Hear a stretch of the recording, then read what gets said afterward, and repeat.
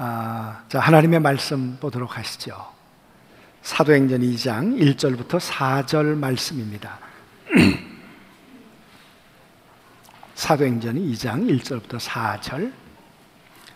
오순절 날이 이미 이름에 그들이 다 같이 한 곳에 모였더니 호련히 하늘로부터 급하고 강한 바람 같은 소리가 있어 그들이 앉은 온 집에 가득하며 마치 불의 혀처럼 갈라지는 것들이 그들에게 보여 각 사람 위에 하나씩 임하여 있더니 그들이 다 성령의 충만함을 받고 성령이 말하게 하심을 따라 다른 언어들로 말하기를 시작하니라. 아멘.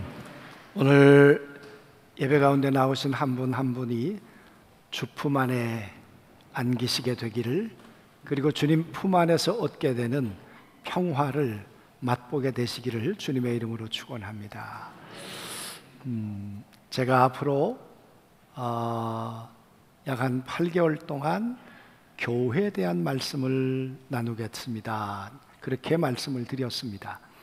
그리고 지난 주간에 만삭이라는 주제로, 만삭이라는 제목으로 말씀을 나누었습니다. 이제 열흘이 지나면 하나님의 가슴 속에 착상되었던 그 무언가가 이 땅에 출생하게 될 텐데 과연 어떤 모습일까? 그래서 하나님 품속에 있었던, 만삭된 그 품속에 있었던 사람들 모습에 대해서 우리가 지난주에 말씀을 나누었습니다. 오늘은 그 열흘이 지나고 이제 이 세상 가운데 출생한 바로 그 모습은 어떤 모습일까? 하나님의 품속에서 이 세상에 시작된 사람들은 또 어떤 사람일까? 그런 말씀을 좀 나누기를 원합니다. 이 말씀 묵상하면서 우리 한번 생각해 보시죠. 만약 120명이 열흘 동안 기다리지 않고 다 가버렸다면, 그러면 오늘과 같은 사건이 일어났을까? 열흘을 기다렸어요. 그런데 약속하신 성령님이 오지 않으셨어요. 만약 그랬더라도 오늘과 같은 일이 일어났을까? 성경에 있는 이런 일들이 일어났을까? 그 말이.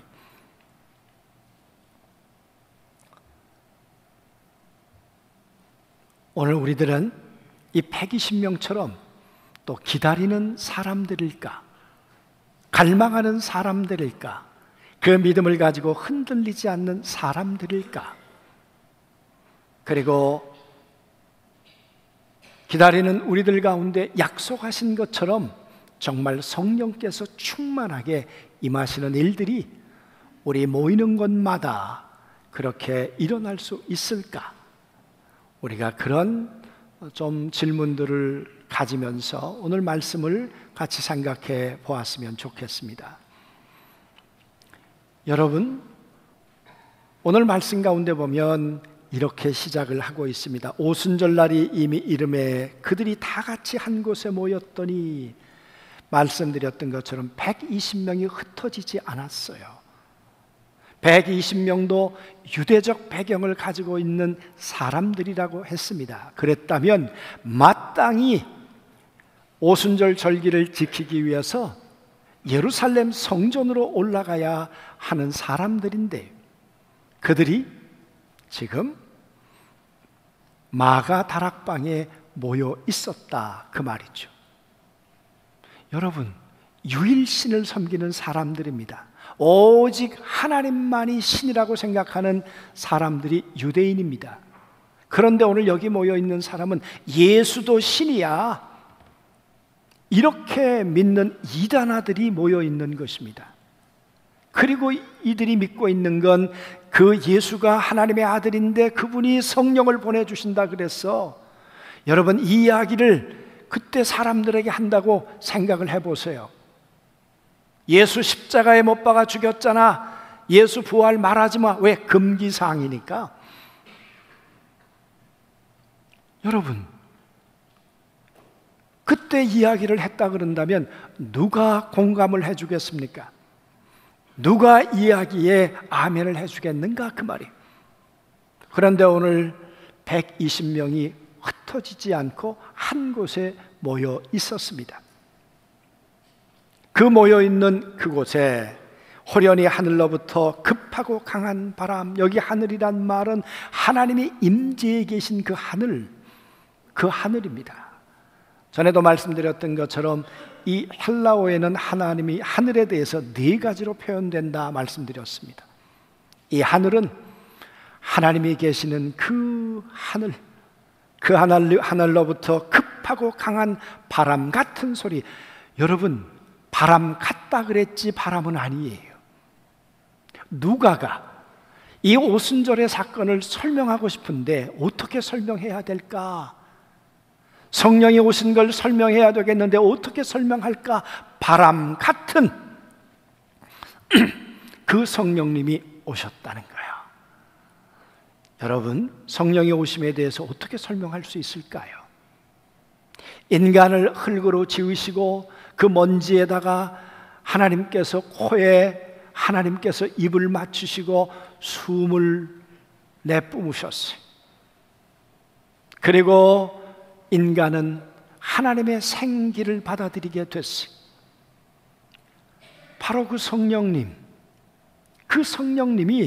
오늘 이 120명에 모여있는 이 사람들 속에 이제 바람같이 임하게 되었다는 거죠. 무슨 얘기일까요? 어디서 왔는지 모르겠어요. 그렇잖아요.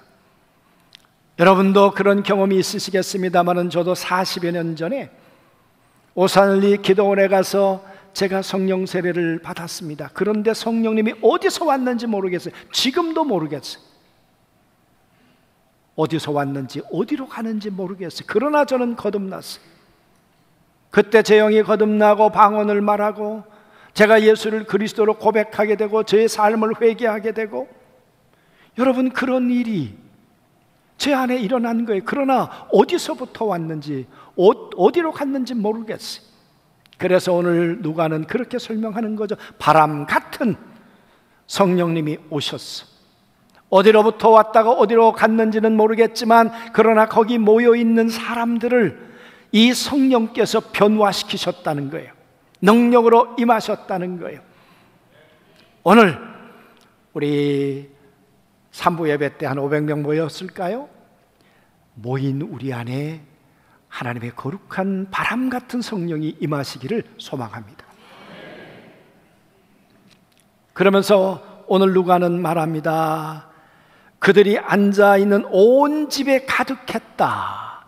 그런데 마치 불의 혀처럼, 불의 혀라고 말하지 않았어요. 불의 혀처럼 갈라지는 것들이 그들에게 보여 각 사람 위에 하나씩 임하여 있더니, 누가가 설명하고 싶은 것은 무엇일까요?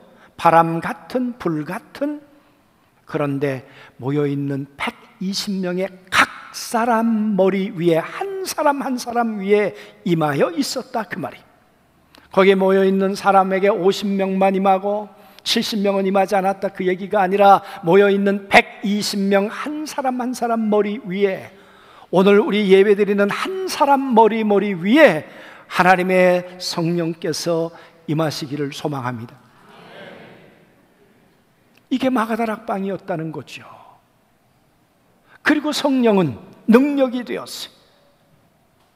이 성령을 받은 사람들의 혀를 움직이는 능력이었어요. 그래서 성령의 말하게 하심을 따라 말하는 사람들이 되었다. 여러분, 제일 힘든 게 뭐예요? 이 혀예요, 혀. 그래서 야고보도 말하기를 가장 작은 지체로 돼 가장 길들이기 힘들다 그러지 않아요? 여러분은 모르겠어요. 저는 그래요. 이놈의 혀가 매일 실수해요. 매일. 그런데 여러분, 이 혀가 성령의 말하게 하심을 따라 불의의 혀가 의의 병기가 되어서 성령께서 말하고 싶은 이 말을 하기 시작했다는 거예요. 그게 오순절에 있었던 이야기라는 거예요. 여러분, 오순절 성령이 임한 사건은 이렇게 4절로 설명해요. 그리고 난 다음에 그 이후 5절부터 끝까지가 성령이 임한 사람들 때문에 어떤 일이 벌어졌는가를 더 상세하게 설명해 주고 있는 것이에요. 그러니까 성령이 바람처럼 불처럼 임한 것이 소중해요. 그러나 더 소중한 건 성령이 임한 사람들 때문에 어떤 일이 벌어졌는가, 그 말이죠. 여러분, 이 성령이 사건이 있고 난 다음에 이렇게 얘기를 합니다. 참 누가가 대단한 사람이에요. 경건한 유대인들이 모여 있었다. 여러분 한번 생각해 보죠. 성령 받은 120명이 마가다락방에 그냥 있었을까요? 아니면 유대인들이 모여 있는 예루살렘 성전을 향해 올라갔을까요?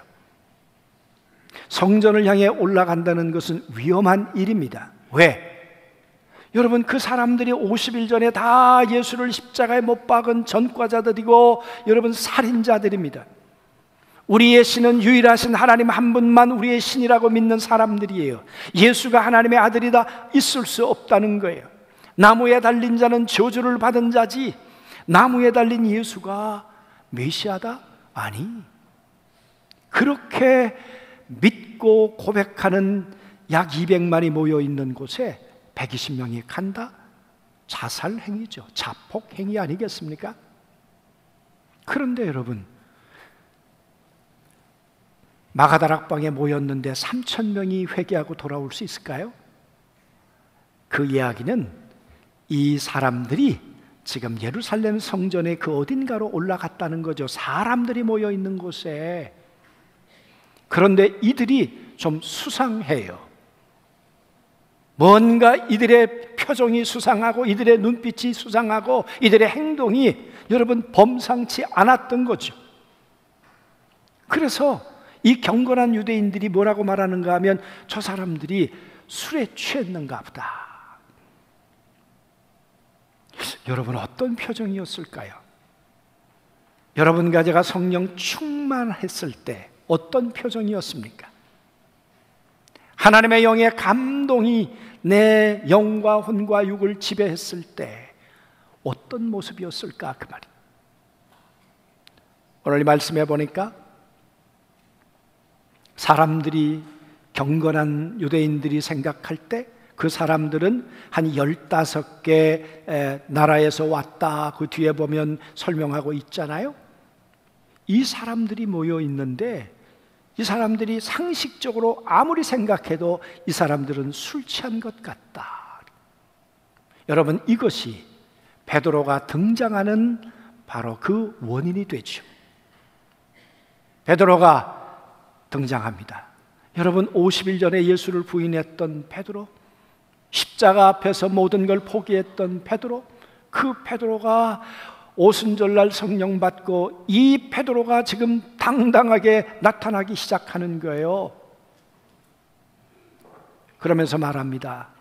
그게 14절 말씀이에요. 베드로가 11사도와 함께 서서 소리를 높여 이르되 유대인들아, 유대인과 예루살렘에 사는 모든 사람들아, 이 일을 너희로 알게 할 것이니 내 말에 귀를 기울이라. 그 말은 내가 이제부터 설교할 거야.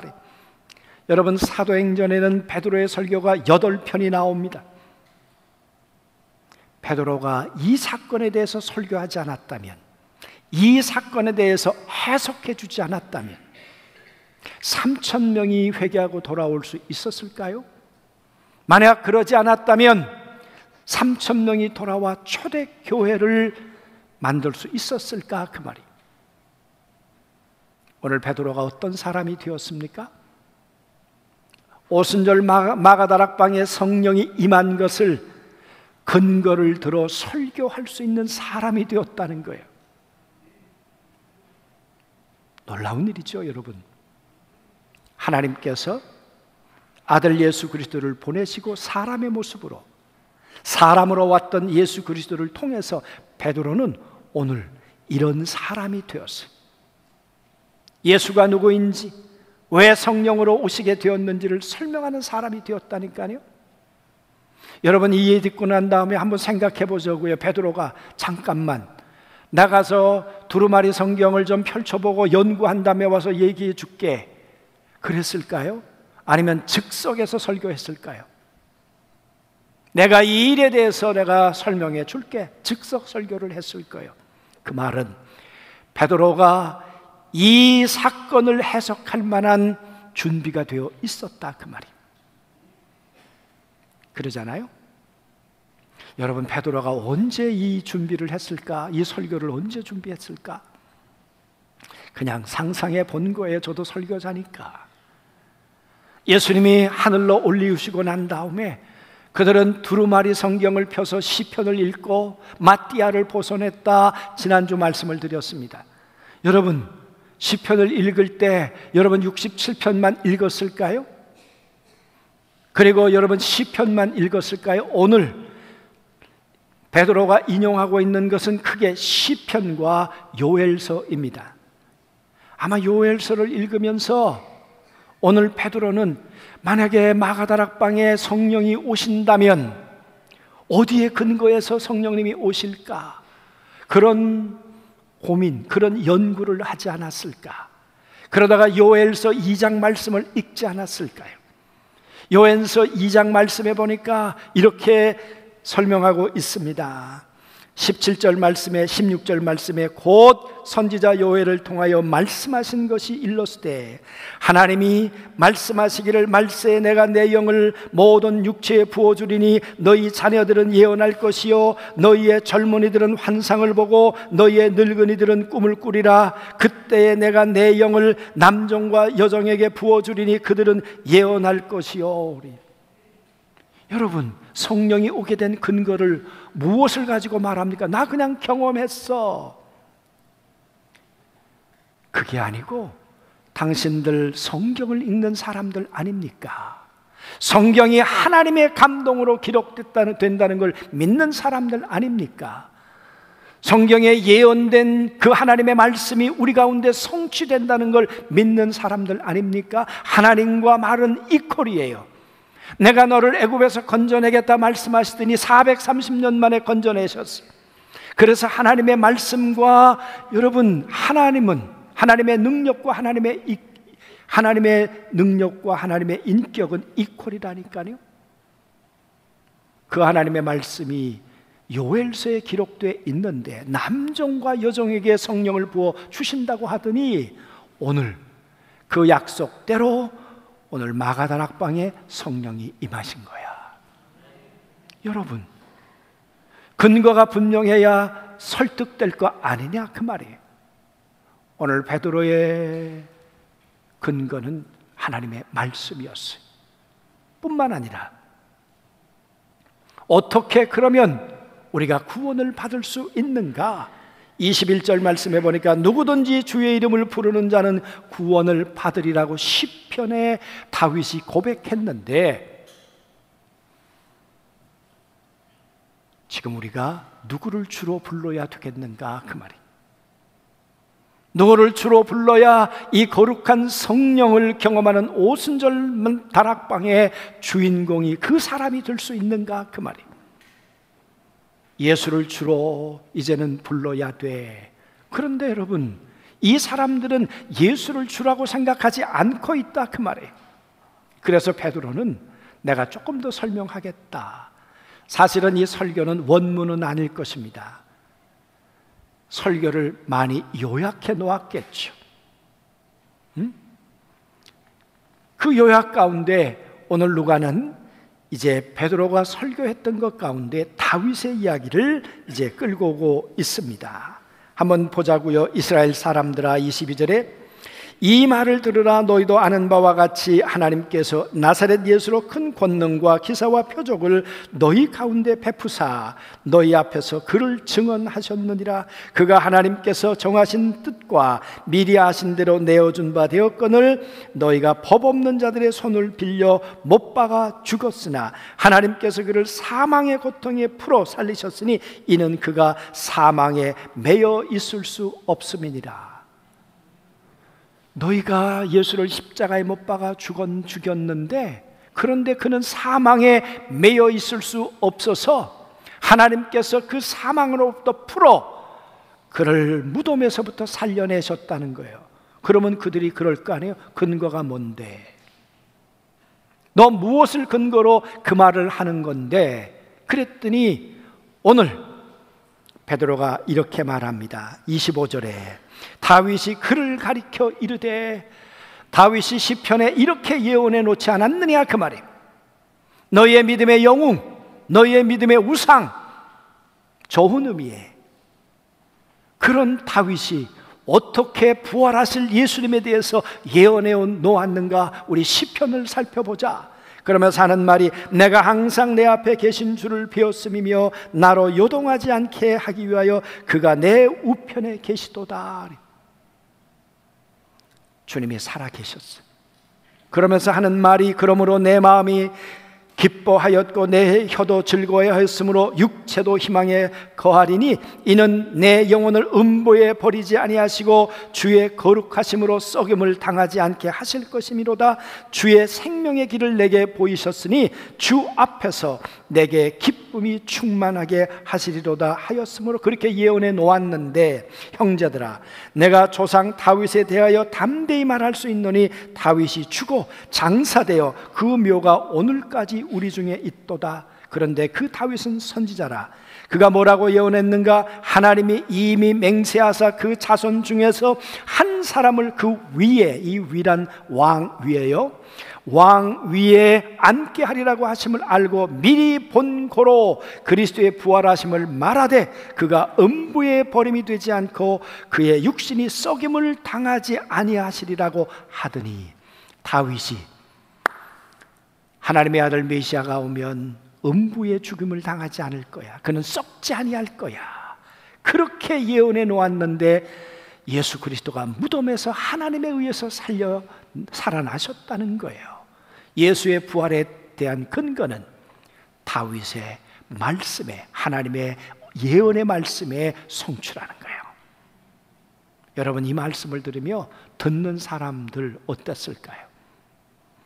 예수를 향해 하나님의 아들 아니야, 그리고 십자가에 못 박았던 그들의 마음속에 누가 역사하고 계셨을까요? 베드로가 말을 잘했기 때문에 여러분 이들이 설득됐을까요? 아니었을 거예요. 베드로를 움직이는 것도 성령님이시고 그 듣는 자들의 마음을 움직이는 분도 성령님이셨을 걸 믿습니다. 오늘 말씀을 전하는 자도 성령의 인도를 따라 저도 하나님의 말씀 전하기를 원하고, 듣는 한 분 한 분도 성령의 운행하심을 따라, 역사를 따라 이 말씀을 듣기를 소망합니다. 여러분, 베드로가 이렇게 설교를 했어요. 아, 대단하잖아요. 그러니까 베드로는 준비된 설교자였어요. 교회는 사람이라 그랬어요. 경건한 유대인들, 하나님에 대한 말씀을 받을 만한 준비가 되어 있는 사람도 필요하고, 마가다락방에서 성령 받은 그 사람들도 필요하고, 뿐만 아니라 구약의 성경을 서기하고 이 시대적 상황 속에 그것을 해석해 줄 수 있는, 해설해 줄 수 있는 설교자도 필요하고, 교회는 이 사람들을 통해 하나님의 역사가 나타나게 되는 줄로 믿습니다. 그래요, 여러분. 이 하나님의 베드로의 설교를 듣고 이렇게 말합니다. 이 예수를 하나님이 살리신지라 우리가 다 이 일의 증인이로다. 하나님이 오른손으로 예수를 높이심에, 여러분, 유대인들은 오른손 왼손을 늘 가려서 설명한다고 말씀드렸어요. 오른편은 양, 왼편은 염소. 여러분, 그늘을 얘기할 때 하나님의 그늘을 우편 그늘이라 그러지 좌편 그늘이라고 그러지 않아요. 오른손으로, 하나님의 능력의 손으로 이 죽은 예수 그리스도를 살려내셔서 하늘로 올리우게 하셨다, 그 말이에요. 그랬더니 그 약속하신 성령을 아버지께서 받아서, 성령을 받아서 너희 보고 듣는 이것을 부어 주셨느니라. 하나님이 오른손으로 예수 그리스도를 무덤에서 올리셨어요.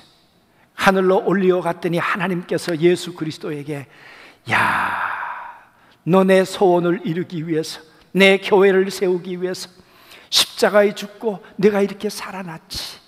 살아난 아들 예수 그리스도에게 성령을 주셨다는 거예요. 그랬더니 성령을 받아서 오늘 오순절 마가다락방에 부어 주셨느니라.